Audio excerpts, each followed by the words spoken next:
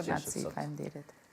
Ndërkaq nga këtu do të kalojmë në një tjetër diskutim. Ushtria amerikane dhe ajo iraniane dhe mbrëm kanë vazhduar sulmet ndaj njëra tjetrës. Kemi diskutuar edhe gjatë ditës së djeshme se si të dyja palët tashmë i kanë dhënë fund memorandumit për cilin ishin dakorduar, ka qenë një deklaratë e presidentit amerikan Donald Trump, i cili edhe ka bërë të qartë se ky memorandum ka marrë fund për të diskutuar mbi këtë dhe reagimin që mund të kenë edhe shtetet e tjera për rreth, por edhe shtetet evropiane, sepse kemi parë që kanë reaguar edhe Mbretëria e Bashkuar mbi mbylljen e ngushtisës së Hormuzit. Gjitha këto do të diskutojmë në një lidhje të drejtë për drejtë. Kemi ekspertin e gjeopolitikës Endri Tafani. Zotri Tafani, përshëndetje. Përshëndetje. Tafani, nëse po më dëgjon, si keni parë realisht rifillimin e sulmeve dhe apo pritet një përshkallëzim i ri? Përshkallëzimi i ri nuk dihet të ndodhi apo s'do ndodhi. Ajo që është thënë nga Trump është fakti që për mua ky memorandum ka marrë fund. Mund të vazhdojnë të tjerë të diskutojnë, po për mua ky memorandum ka marrë fund. Pra, si thua, nuk është një mohim total i memorandumit apo i rrugës negociatave, thjesht është një diçka që ai mendon se kundërpërgjigje në drejtim të Iranit. Për shkak se Irani për të disa të herë filloi të godiste ato që ishin në cisternat në ngushtisin e Hormuzit. Para 2 ditësh goditi 3 cisterne, njëra që i përkiste Arabisë Saudite, njëra që i përkiste Katarit dhe një tjetër që i përkiste Emiratave Bashkuara Arabe. Dhe kjo shkonte në kundërshtim me ato që ishin angazhimet e Iranit sa i përket memorandumit të mirëkuptimit. Pra, ndërkohë që Shtetet e Bashkuara të Amerikës thoshin unë do e liroj pak blokadën dhe do heq sanksionet, normalisht anije duhet të kalojnë ngushtisën e Hormuzit të paprekura. Lëvizjet e Iranit ishin në këtë rast në kundërshtim me atë që ishte memorandumi dhe përgjigjja amerikane ishte, po themi, sipas presidentit amerikan, diçka që duhej për momentin, pasi nuk mund të lejojë që dikush të sillen në këtë mënyrë, domethënë kaq të papërgjegjshme, gjatë kohës që jetë duke kryer negociata, të kryesh veprime të cilat shkojnë në kundërshtim me gjetjen e një zgjidhje. Po. Dhe Tafani, në anën tjetër, këto sulme të cilat menjëherë kanë shkaktuar debat në opinionin publik, tregjet, energjisë elektrike janë rritur, çmimet e naftës menjëherë janë parë ndryshimet edhe tek ne, po për këto do diskutojmë edhe më tej. Çka do të thonë këto sulme për të ardhmen e konfliktit, pas deklaratave edhe të presidentit amerikan Donald Trump se nuk dëshiron më të merret me Iranin, diplomacia ka marrë fund dhe të tjera deklarata të cilat ishin të ashpra, por në anën tjetër kemi një Trump i cili shpesh lëshon deklarata të tilla, të cilat nuk përkojnë të mëngjesit me ato të darkës. Pra ata që e njohin Trump, domethënë edhe gjatë mandatit parë, po edhe gjatë mandatit dytë, e dinë që mënyra e tij të bërit, po themi, diplomaci nuk është tipike standarde për atyre që jemi mësuar ne me liderat prej shumë vitesh. Dhe kjo ka qenë një nga pikat e tij më të forta, po njëkohësisht është një nga pikat e cilat përse ty nuk të shkakton ose nuk krijon siguri në atë që mund të jetë qëndrimi i Amerikës pra në planin afatgjatë. Dhe rasti i Trump specifikisht për sa i përket Iranit dhe çështës iraniane ka të bëjë po themi me në një farë mënyrë me ndërgjegjësimin e vet Trump që kjo është një çështje që nuk mund të zgjidhet lehtë edhe me një, po themi, me një proces të shkurtër negocimi apo konflikti ushtarak. Kur kanë ardhur në pushtet ajatollat e Iranit dhe kanë përcaktuar Shtetet e Bashkuara të Amerikës si satana i madh apo si djalli i madh. Veprimi i parë që kanë bërë ishte kapja e penge e stafit ambasadës amerikane në Bagdad, në Iran, në kryeqytetin e Iranit. Dhe pra ka një kundërvënie ideologjike thelbësore, e cila ka nisur që në 1979 dhe është po njëjti regjim në Iran, i cili ka po të njëjtin qëndrim në Shtetet e Bashkuara të Amerikës. Dhe kjo e bën shumë të vështirë gjetjen e një zgjidhje, sepse thelbësisht sistemi apo regjimi është i tillë. Dhe është i tillë e vetmja mënyrë që mund të detyrohet atë të ndërtojë rrugë është, po themi, presioni ekonomik apo ushtarak. Dhe në këtë rast u tentua me një fjalë me presionin ushtarak, i kombinuar me atë që ishte presion ekonomik, blokade detare, u la një hapësirë, po themi, negociatave në momentin që iranianët pranuan, domethënë, disa kushte sipas Trump që po themi, do hiqnin dorë në armët bërthamore e tjerë. Iranianët pastaj që filluan të bënin, po themi, ato tradativat e tyre, ose si thua kundër propozimet e tyre, jo po hiqe këtë pikën e parë, pikën e dytë e tjerë. Pra, u munduan që të fitonin në tavolinë më tepër se sa kishin mundësi në ana ushtarake.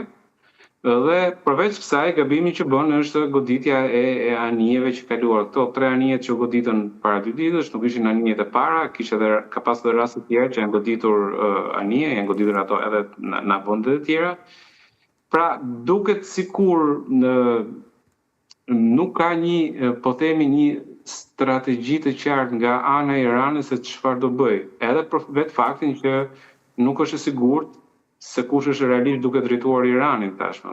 Mjafton të kujtohet që ai që e drejton Iranin prej vrasjes së Ayatollah Khomeinit, djali i tij, Mojtaba nuk është parë në publik që nga fillimi i konfliktit. Dhe nuk dihet realisht se ka ai pushtetin, apo e ka gardë revolucionare, apo e ka parlamente dhe zyrtarë të tjerë. Dhe kjo bën të vështirë pastaj dhe gjetjen e një zgjidhje e cila do jetë e mirë pranuar, sepse mund të jenë palët, po themi, ministri i jashtëm iranian që të bjerë dakord me Marco Rubion, por kjo pjesë e pastaj nuk zbatohet nga garda revolucionare e Iranit. Pra, duket sikur në këtë kushte që është Irani, ajo që është procesi i gjetjes së një zgjidhje paqësore duket i vështirë për momentin. Aq më tepër që po të vëni re dje, për shembull, në goditjet që kanë ndodhur në ato objektive, një pjesë e goditjes apo një goditje ka qenë në drejtim të një hekurudhe e cila ri dhe Teheranin me Kinën dhe me Rusin, nëpërmjet cilës transportoheshin mallra të ndryshëm, përfshirë dhe naftë. Dhe kjo është një mesazh që në qoftë se vazhdohet me pjesën e konfliktit, mund të ketë goditje më të rënda në atë që është infrastruktura, po themi edhe infrastruktura ekonomike e Iranit, e cila ka të bëjë me, po themi, me uzinat e prodhimit, apo të rafinerisë, apo të energjisë e tjerë. Pra, është një farë mënyrë dhe i kërcënim që i bëhet Iranit, që në qoftë se vazhdon me pjesën e provokimeve në ngushticën e Hormuzit, normalisht nuk do jenë vetëm objektivat ushtarak të cilat do goditen, por do jenë ato që janë objektiva me rëndësi ekonomike. Po, dhe Tafani, a beson se realisht ka ndonjë hapësirë tani për diplomacinë apo bazuar në zhvillimet e fundit, kjo tashmë do të jetë, po themi, e pamundur? Hapësira është për diplomacinë, gjithmonë është hapësira për diplomacinë. Problemi është që duket sikur Irani nuk është po themi, në unison ata që kanë pushtetin në Iran. Nuk janë në unison me njëri tjetrin, sepse nuk bën sens që ndërkohë që ti ke njerëz duke bërë tratativa, po themi, me Amerikanë përgjatë se periudha e pushimit, njëkohësisht po themi, të godasësh anijet që janë në Hormuz. Pra një angazhim që ti ke marrë përsipër, për sa i përket Hormuz. Pra, është ky veprim, nëse është veprim i llogaritur nga ata të cilët drejtojnë tratativat, tregon që është një llogaritje e keqe, por nëse nuk është veprim i llogaritur nga ata, por që ka fraksione brenda gardës revolucionare që kryejnë veprime me kokën e tyre, për të treguar që janë dhe ata pjesë e lojës, kjo pastaj shton dyshime se çfarë realisht mund të firmosë dhe çfarë mund të aplikohet.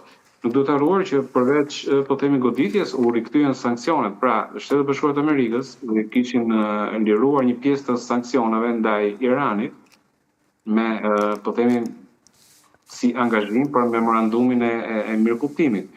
me goditjet që ndodhin dje edhe pardje, këto u rikthyen prapë. Dhe kjo ka bërë për shkakun që shumë tanker ose cisterna naftë askush nuk kërkon që t'i blej, pasi kanë frikën e kësaj pasigurie. Pra, njëherë lejohesh që të qesësh, njëherë nuk lejohet që të qesësh. Dhe kjo e kthen pastaj një presion akoma më të madh ekonomik mbi Iranin. Pra, më tepër se sa qëndrimi amerikan në këtë rast është qëndrimi iranian apo po themi mungesa e unisonit apo një plani të qartë nga ana e atyre që janë faktor pushtet në Iran se si do arrin këtë zgjidhje, domethënë me të situatës që kanë. Po. Tafani, diskutojmë vetëm edhe për një çështje tjetër, sepse realisht sa herë që flitet për zhvillime mes Iranit dhe Shteteve të Bashkuara të Amerikës, deri diku në Kosovë, po besoj njëjtë edhe në Shqipëri si dhe në vende të tjera, ngjallet ky paniku për rritjen e çmimeve, kryesisht ato të naftës. Unë lexova në shumë media ndërkombëtare që tashmë kanë filluar të lëvizin çmimet në tregjet e energjisë elektrike dhe në ato të naftës. Konsideroni se me gjitha këto sulme diçka e tillë do të vijë edhe këtu në Kosovë, në Shqipëri? Po flas për Kosovë, kam parë që menjëherë kanë lëvizur çmimi i naftës, qysh prej ditës së djeshme.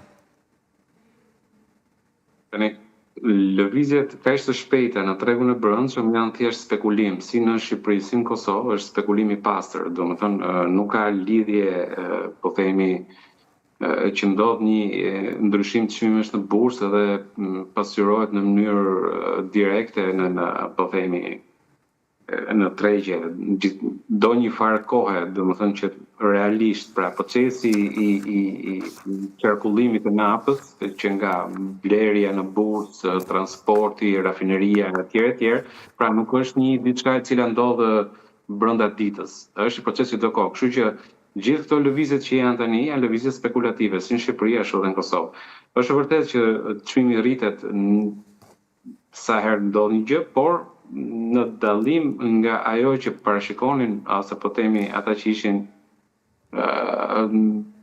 si thuash mund të thuash edhe në një farë mënyrë ata frikacakët e po themi e parashikimeve shumë të rënda që thoshin që fuqia e naftës do shkojë te $250 etj, lufta e tregoi, pra edhe kur ishte në pikun e vet, lufta e tregoi që çmimi realisht nuk është u trafishua, domethënë vajte $150, pra fuqie, por filloi të binte realisht. Dhe kjo ka ndodhur edhe për arsye të tjera. Pra, nuk është vetëm, po themi tashmë, ajo zona e ngushtisës Hormuzit, e cila është një po themi pikë strategjike, por dalë po humbet rëndësinë e vet, sepse ata që janë shitës dhe blerës në zonës, përshtit shitësit dhe blerësit, tashmë po mundojnë të gjejnë burime të tjera apo rrugë të tjera për të marrë naftën. Arabia Saudite ka atë transporterin e vet, i cili e nxjerr naftën po themi në detin e Kuq, pra rriti kapacitetet e saj që mos kalonte në ngushtisë së Hormuzit. Emiratet e Bashkuara Arabe gjithashtu rritën po themi kapacitetet për të kaluar në mënyrë të drejtë për drejtë në Oqeanin Indian. Janë duke u diskutuar disa po themi versione në cilën nafta që prodhohet në atë zonë të mos kalojë më në ngushtisë së Hormuzit, po të kalojë po themi me tubacionet e të dalin në detin Mesde për konsumatorët evropian. Pra, edhe vetë Irani tani e ka qartë që nuk mund ta lozë shumë atë që është karta Hormuzit, sepse rrezikon që gjithë ajo zonë aty të mos ketë më po themi qarkullim të atyre që janë anije nafte dhe cisterna, dhe kjo bëj që të mos përfitojë gjë fare fundit.